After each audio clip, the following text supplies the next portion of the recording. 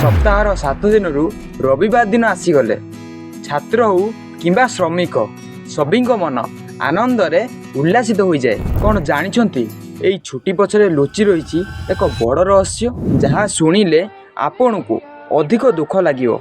रविवार छुट्टी इंग्रेज माने खुशी रे देई नांती एहाकू लड़ाई करी छड़ाई अणा जाइछि। ब्रिटिश ऑफिसर माने भारतीय श्रमिकों को गुलाम करी सप्ताहर 7 दिन जाक काम कराउथिले किंतु इंग्रेज माने रविवार दिन चर्च जाई आराम करुथिले। एही भली अत्याचार को देखी श्रमिकों नेता नारायण मेघार्जी लोखंडे चुप रहिले नहीं। से श्रमिकों अधिकार पाई आंदोलन कले। यही संघर्ष वर्ष वर्ष धरी चलिला। शेष इंग्रेज माने हार मानी 10 जून 1890 मसीह रविवार को सरकारी छुट्टी रूप में घोषणा कले। वीडियो भल लगिले लाइक शेयर निश्चय करेंगे। देखा परवर्ती वीडियो रे।